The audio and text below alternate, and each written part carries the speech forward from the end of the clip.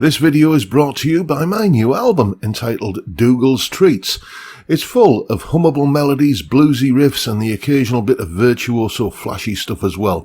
If you enjoy bluesy rock guitar with memorable tunes and solos that wail like a banshee, then check out the links in the description. The premium version includes all of the tabs for each tune, videos and jam tracks as well. Thanks for listening. Now on with the show.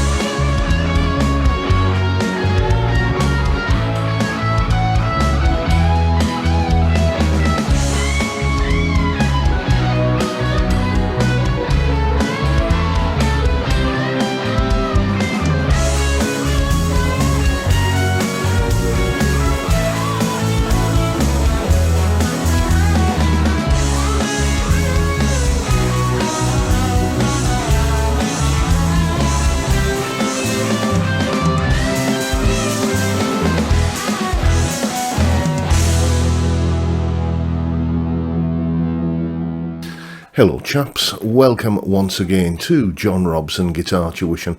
As always, I do hope you're well.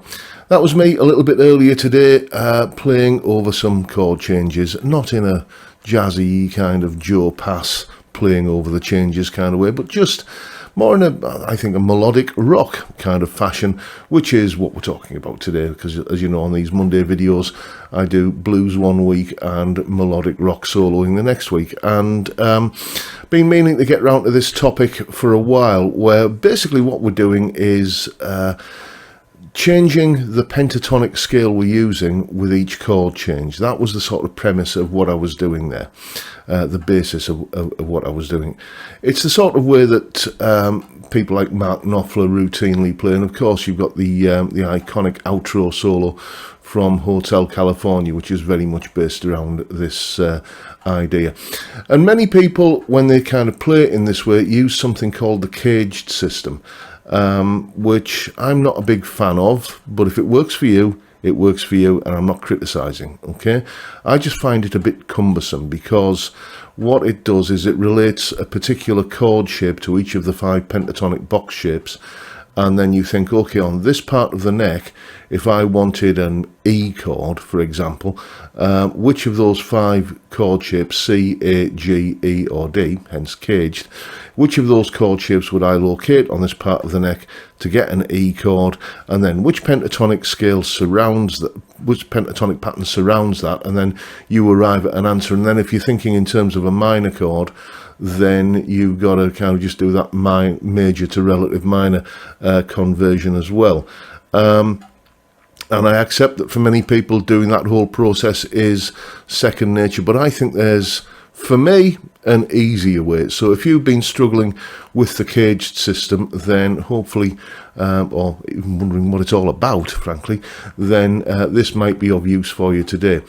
I've just watched the next clip back, actually, the explanation clip, and I'm thinking, yeah, I know I'm going to get some comments where people are saying, oh, this one's way above my pay grade, went over my head.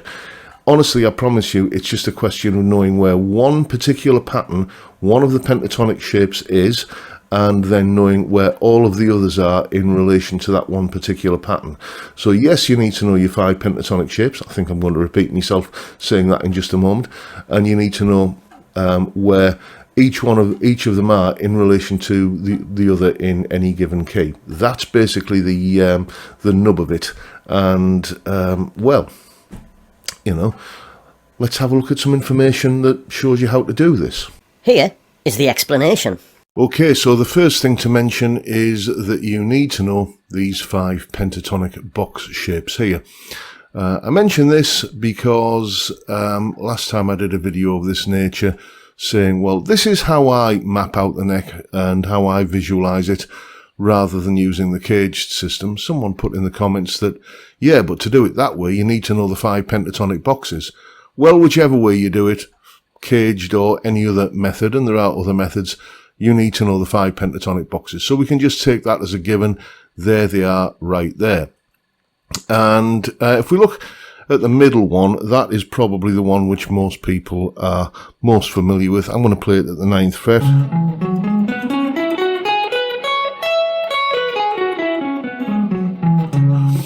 Okay, that one is kind of like your entry to the pentatonic scale. It's the one that most people learn first, and it's because the 2 notes which we begin on, either this one or this one, these are the notes which identify the minor and major identity of the scale. So whatever note that is, when you play this pattern,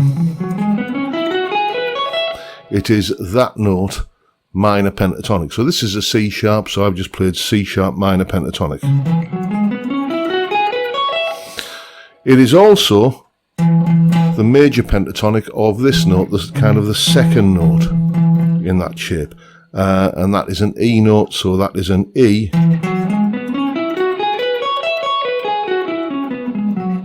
major pentatonic.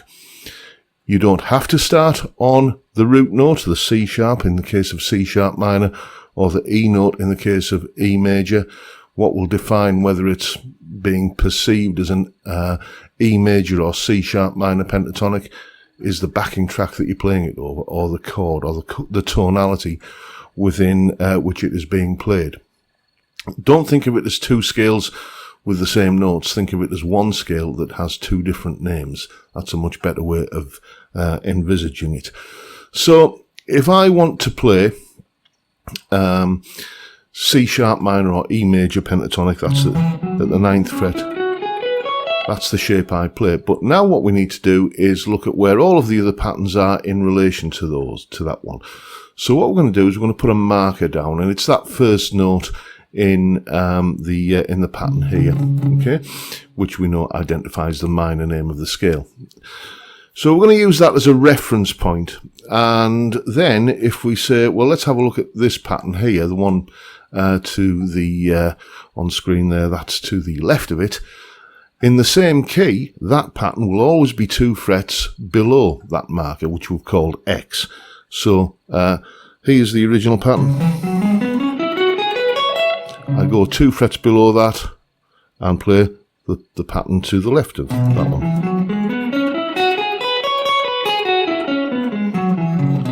Okay, and that is still the C sharp minor or E major pentatonic.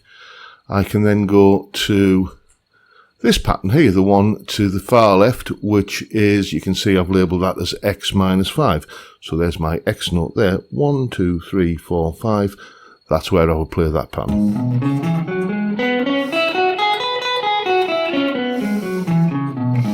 And again, that's still C sharp minor, E major pentatonic. Okay, and then if we go to the next one, going to the right of the central pattern this time, that's that one there, and you can see that starts on X plus 3. There's our X note again. That was the 9th fret.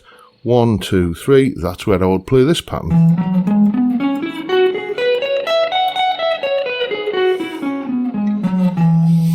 Okay, and then finally I would go to the one on the far right there, which is 5 frets above where my X reference point is. So 1, 2, 3, 4, 5. That's going to be there.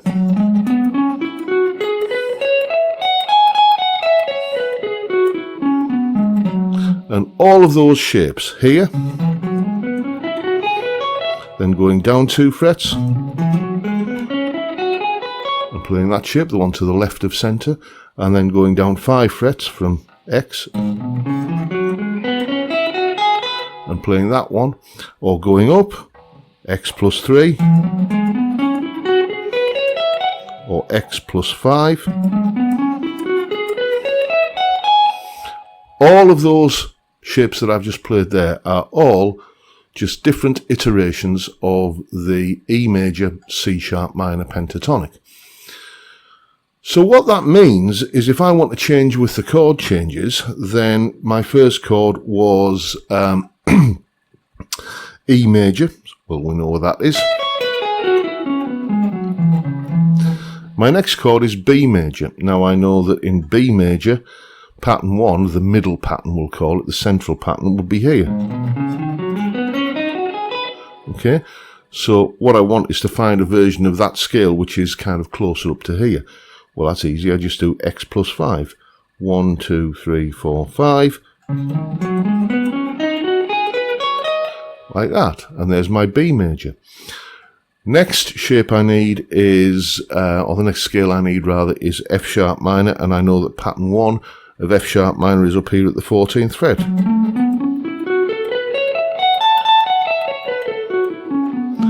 The central shape, by the way, is usually referred to as pattern 1, and I'm going to keep on doing that. So all I've got to do to kind of find a version of it down on this part of the neck is go X minus 5. 1, 2, 3, 4, 5. And the shape that I use for that is the one on the far left there.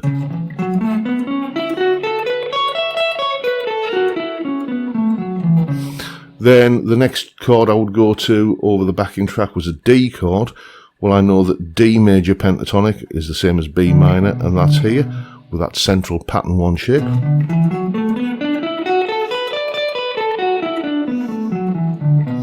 So I know that I want to be basically on this area of the neck here, so I'm going to think of X plus 1, 2, 3, and that takes me to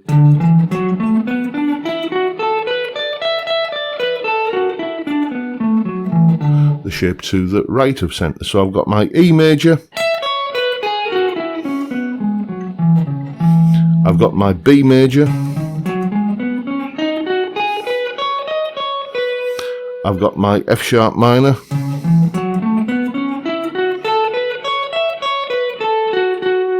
and I've got my D major.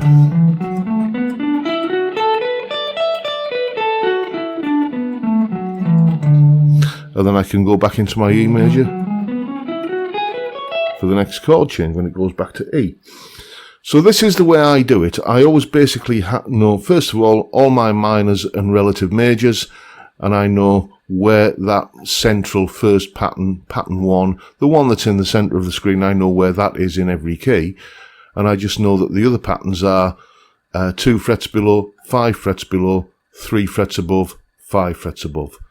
And that is just, for me, it's just such a concise and easy way of doing it, rather than doing, as I said earlier, the sort of cumbersome, I find it cumbersome anyway, caged system way of doing it. And that was what I was doing, playing over that jam track at the top of the video. Now you know what to do. Go away and have some fun with it. So hopefully that made some kind of sense. You know, as I say, you just know where that position 1 shape is in any given key, and then all of the others are always a fixed number of frets away from that, whatever key you're in. And from there you can quickly, I find, navigate the neck without having to think chord shape, pentatonic scale shape surrounding that chord shape, flip it to a minor, and all that kind of thing, which I find is inherent in the caged system. As I say, if the caged works for you, then you know, congratulations, you know.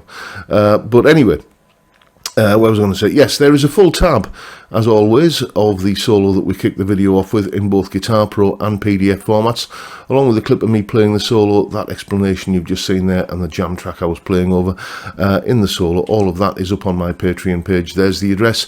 Link is in the description, as I'm sure you know by now. $3 or about £3 a month gets you access to all of these additional goodies that go along with these YouTube videos. And of course, a massive thank you to everyone who supports me in that, or any of the other ways all of which are downstairs in the description. And that's pretty much it for today, folks. Hope you've enjoyed the video and found it useful and informative and hopefully entertaining in some small way as well. And if that's the case, please hit the subscribe button and the notification bell if you haven't already done so. Why not drop me a like as well while you're at it? And of course, don't forget the live stream every Friday, 5 PM UK time, where we have a beer and a chat. Basically, that's all it amounts to. It's a great way to kick off the weekend, and I'd love to see you there if you can make it. But for now, I'll bid you all a good day and say thank you so much for watching. Thank you for your time. Look after yourselves, folks. Stay well, stay safe, and above all, stay sane. Bye for now.